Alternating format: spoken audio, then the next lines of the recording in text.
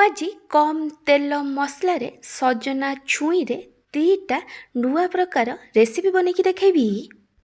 जदि आपण किछि हेल्थी आउ टेस्टी तरकारी खाइबाकू चाहुचंती ताहाले सजना छुई को थरे एमती प्रस्तुत करंतु। भात केतेबेले सरीजिवो जणा पड़िबोनी। नमस्कार ट्विंकल किचन को आपण मानकु स्वागत। सजना छुईर प्रथम रेसिपी मेटी 3टा सजना छुई को टिके बड़ बड़ खंड करी काटिकी नैची आ ता सहित मेटी 3टा पाचिला नाली देसी टमाटो नैची। जदि आपणक पाखरे देसी टमाटो नथिबो ताले आपण 4 रु 5टा टमाटो नेबे। ए रेसिपी रे टमाटर क्वांटिटी टिके अधिक रखिबे। मेठी कड़ाई रे किछि पानी देई गरम होबाक रखिथिली। आपण को तरकारी रे जेमती ग्रेवी दरकार से अनुसार पानी नेबे। तापरे मेथरे स्वाद अनुसार लूण आ 1/3 टेबल स्पून हळदी गुंड देइछि। पानी भले से फुटी गला परे आमे एथिरे काटिकी रखिथिबा सजना छुई आ टमाटो को देई दबा आ सबु को भले से मिक्स करी कवर करी हाई फ्लेम रे 1 रु 2 मिनिट पर्यंत कुक करिबा। तापरे लो फ्लेम रे 1 रु 2 मिनिट पर्यंत कुक करिबा जेमती टमाटो भल भाबे सिझि जिवो। 3 रु 4 मिनिट पर मैं घोड़नी काढ़ी देइछि। टमाटो एटी भल से सिझी जाइछि। एबे आमे टमाटो को गोटे प्लेट रे काढ़ी दबा। तापरे आमे को कवर करी आउ 3 रु 4 मिनिट पर्यंत कुक करिबा जेमती सजना छुई भल भाबे सिझी जिवो। 3 रु 4 मिनिट पर मैं घोड़नी काढ़ी देइछि। मेठी देखै दउछि सजना छुई भल से सिझी जाइछि। एबे आमे गैस बंद करि दबा। मुझे टमाटो को सिझे की रखी से बढ़िया से ठंडा हो जाइए। एबे आमे टमाटर ऊपर चोपा को छड़ई दबा। तापरे मेटी टमाटो को भल से चकटिकी नहीं जाउची। आपण चाहिले आकु ग्राइंडिंग करके नहीं पारिबे। मैं आपन को गोटे छोट रिक्वेस्ट करुच्ची, जदि आपन को यही रेसिपी भल लगिबो ताले को लाइक करिवे, आपण को सांग मानक सहित शेयर करिवे। जदि एपर्यंत मो चैनल को सब्सक्राइब करि नाहंती त सब्सक्राइब करबा को जमार भूलिबेनी। पाखर था बेल आइकन ने ऑल नोटिफिकेशन ने क्लिक करिवे। एहा द्वारा मो जो वीडियो आसीबो आपण प्रथमे देखि परिबे। जदि फेसबुक रे देखुचंती ताले फॉलो करबा को जमार भूलिबेनी। मैं कड़ाई रे अल्प किछि तेल दे गरम होबाक रखिथिली। तेल भल से गरम हो गला परे मेथिरे गोटे सुखिला लंका और गोटे छोट चामच पंच फुटण देइछि। सुखिला लंका पंच फुटण भल से भाजी हो गला परे मेथिरे किछि भृसंग पत्र देइछि।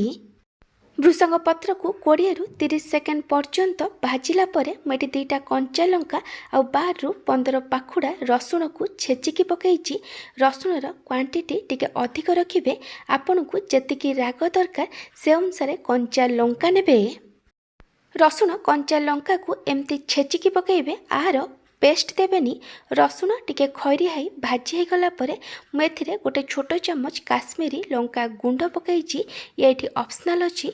कलर पई मेथिरे काश्मीरी लंका गुंड देइछि। लंका गुंड को 20 रु 30 सेकेंड पर्यंत फ्राई कला परे मेथिरे चकटिकी रखिथिबा सिझा टमाटो को देइ देइछि। एबे हमें सबू को भल से मिक्स करी 2 रु 3 मिनिट पर्यंत कुक करिबा जेमती टमाटर कंचा बास्ना पड़ेबो। टमाटर कंचा बास्ना गला परे आमे एथिरे सिझेकी रखिथिबा सजना छुई को देइ दबा।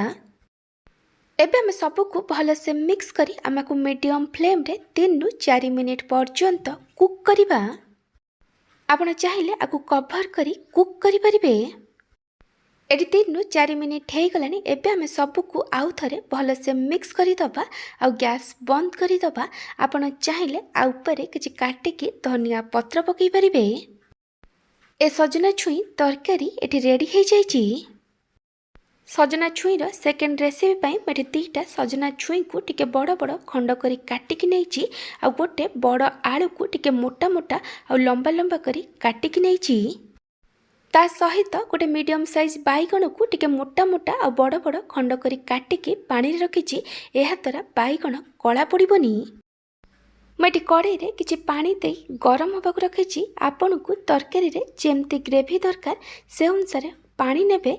तापरे मेथरे स्वाद अनुसार लूण आ 1/3 टेबल स्पून हळदी गुंड पकईछि।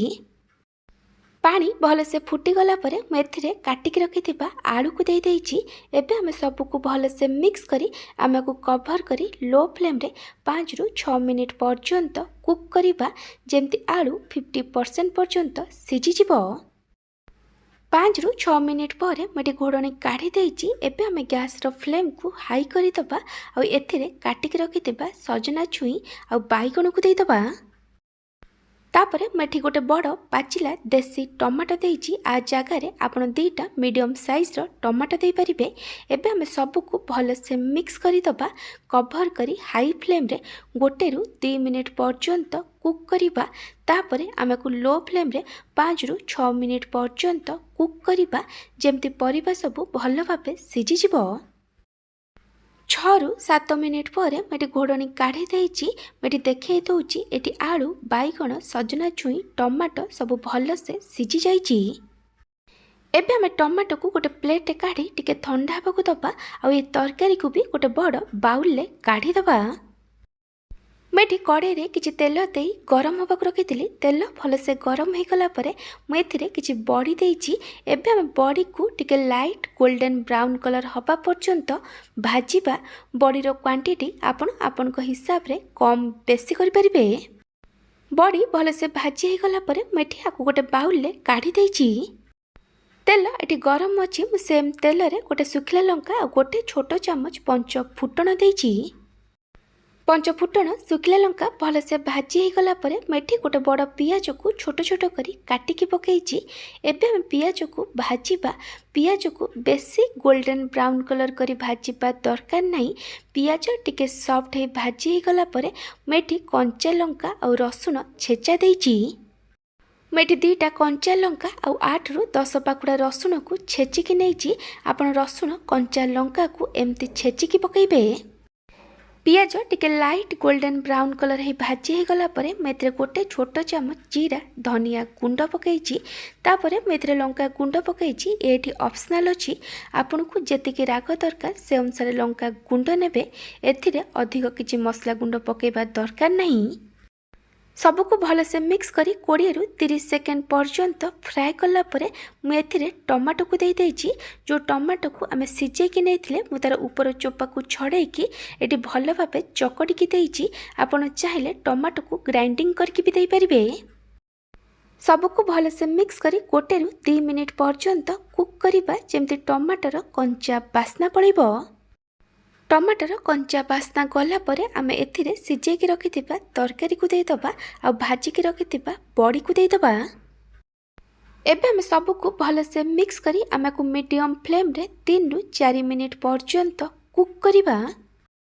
ଆପଣ କିଛି ଆଳୁ ଆଉ ବାଇଗଣକୁ ଏମିତି ଚାମଚ ସାହାଯ୍ୟରେ ତରକାରୀରେ ମିକ୍ସ କରିଦେବେ। ଏହାଦ୍ୱାରା ତରକାରୀର ଗ୍ରେଭି ଟିକେ ବହଳିଆ ହେଇଯିବ ଆଉ ତରକାରୀ ଖାଇବା ପାଇଁ ଭଲ ଲାଗିବ। ଏଠି 3 ରୁ 4 ମିନିଟ୍ ହେଇଗଲାଣି। ଏବେ ଆମେ ସବୁକୁ ଆଉ ଥରେ ଭଲ ଭାବେ ମିକ୍ସ କରିଦେବା ଆଉ ଗ୍ୟାସ୍ ବନ୍ଦ କରିଦେବା।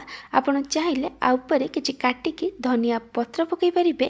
ଏ ଆଳୁ, ବାଇଗଣ, ସଜନା ଛୁଇଁ ତରକାରୀ ଏଠି ରେଡ଼ି ହେଇଯାଇଛି। ଯଦି ଆପଣଙ୍କୁ ସଜନା ଛୁଇଁର ଏହି 2 ପ୍ରକାର ରେସିପି ଭଲ ଲାଗିଥିବ ତାହେଲେ ଲାଇକ୍ କରିବେ। ଯଦି ଏପର୍ଯ୍ୟନ୍ତ ଚ୍ୟାନେଲକୁ ସବସ୍କ୍ରାଇବ୍ କରିନାହାନ୍ତି ତାହେଲେ ସବସ୍କ୍ରାଇବ୍ କରିବାକୁ ଜମାରୁ ଭୁଲିବେନି। ଫେସବୁକରେ ଦେଖୁଥିଲେ ଫଲୋ କରିବାକୁ ଜମାରୁ ଭୁଲିବେନି। Thank you for watching.